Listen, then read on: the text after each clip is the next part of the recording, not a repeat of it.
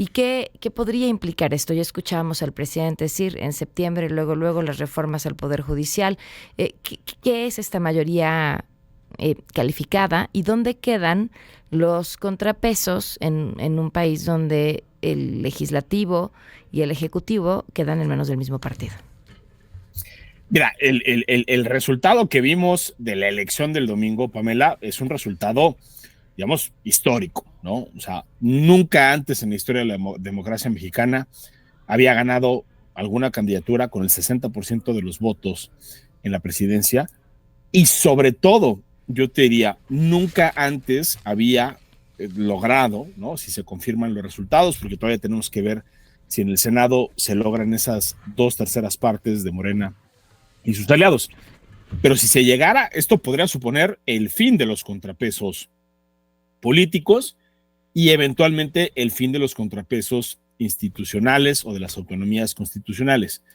¿Por qué, Pamela? Porque lo que marca la Constitución mexicana es que para hacer una reforma constitucional se necesita precisamente el 66.666% tanto de la Cámara de Diputados como del Senado, es decir, de las 2/3 partes, ¿no?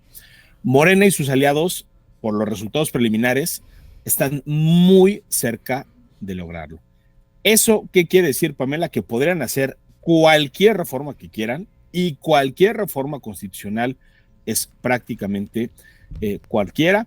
Podrían desaparecer a los órganos autónomos, podrían desaparecer a la Suprema Corte de Justicia de la Nación, podrían decir que la elección, como se ha planteado, de todos los jueces será por voto popular, podrían desaparecer a la Comisión Nacional de los Derechos Humanos, es decir, podrían hacer en principio lo que quieran y no habría hasta el momento ninguna manera jurídica, judicial de frenarlo, porque el criterio hasta este momento de la Suprema Corte de Justicia de la Nación ha sido que ellos pueden conocer solo de impugnaciones contra leyes secundarias, leyes ordinarias, No aquellas que se contra aprueban con el modificaciones constitucionales. no contra, a ver, podrían aprobar una nueva constitución, así, tal cual.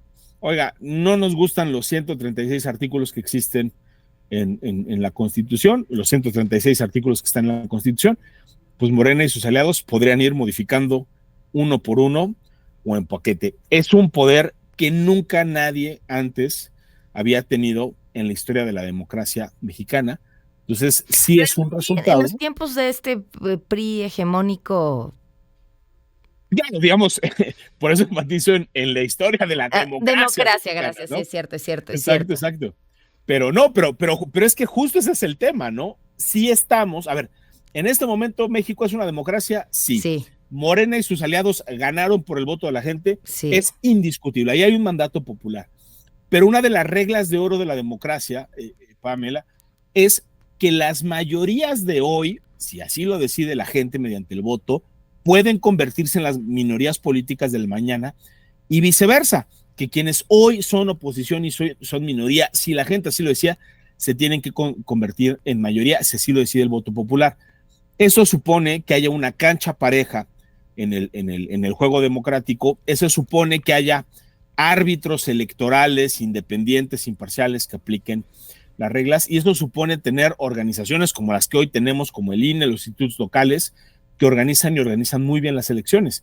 Pero claro, si un partido en el poder o una coalición, en este caso, con el poder que tiene Morena y sus aliados, deciden ir desnivelando todavía más la cancha de juego, deciden quitarle dientes a los árbitros, deciden quitarle garantías de independencia, podríamos transitar de nueva cuenta a un sistema como el que tú mencionabas. En la era hegemónica del PRI, México tenía elecciones, sí, pero no eran elecciones democráticas, claro. Aunque la Constitución decía que éramos una república democrática, en los hechos no lo éramos.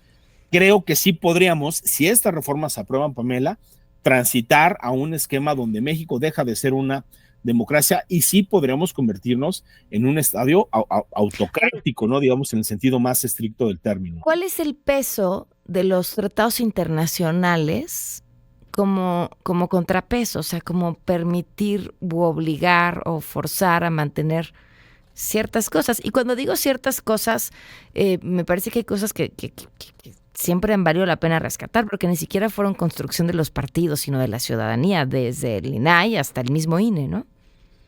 Yo te diría, y la gran paradoja, Pamela, es que esas instituciones que se construyeron, como el INE, como el INAI, como muchas instituciones de garantía, fueron demandas históricas de la oposición, incluida la oposición de izquierda. O sea, el sistema electoral que tenemos, con todas sus restricciones, que además a mí me parece que es un sistema que regula demasiado el discurso, es decir, que tiene muchos problemas, es profundamente López Obradorista. Fue el propio López Obrador en 2006, en 2012, cada vez que perdía una elección había demandas legítimas, ¿no?, de los perdedores que se incorporaban en estas reformas. Entonces, eso es paradójico. Ahora, la parte de los tratados internacionales, bueno, obviamente habría que distinguir como por materias, ¿no? Es obvio que hay muchas cosas relacionadas con la regulación económica, con el tema de las inversiones internacionales, que si no se respetan los mínimos que se marcan en esos tratados, en esos acuerdos, pues eso podría generar procedimientos de arbitraje, como han sucedido, de hecho, ya en este sexenio, Pamela, que podrían costar literalmente cientos, si no es que miles de millones de dólares. Ahí podría haber afectaciones, ¿no?, de tipo económico, eso podría ser un disuasivo. Y luego de la otra parte, ¿no?, la que platicábamos de los contrapesos de la independencia judicial, pues México está formalmente obligado, ¿no?, a someterse a una serie de criterios que ha dictado, por ejemplo, la Corte Interamericana, que es una corte que tiene jurisdicción sobre México. El Estado mexicano, cuando incumple, ¿no?, con esos estándares internacionales, puede ser condenado. Pero claro, lo hemos visto, y yo te diría, el mejor ejemplo de esto es la prisión preventiva oficiosa. Esa es una figura que la Corte Interamericana ya dijo que es violatoria de derechos humanos, que es contraria a la Constitución.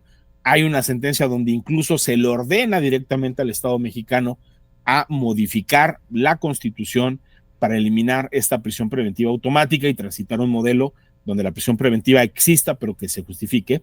Y el Estado mexicano simple y sencillamente ha incumplido. Entonces, aunque está en esas vías internacionales, el gran problema, Pamela, es que no les hacemos caso.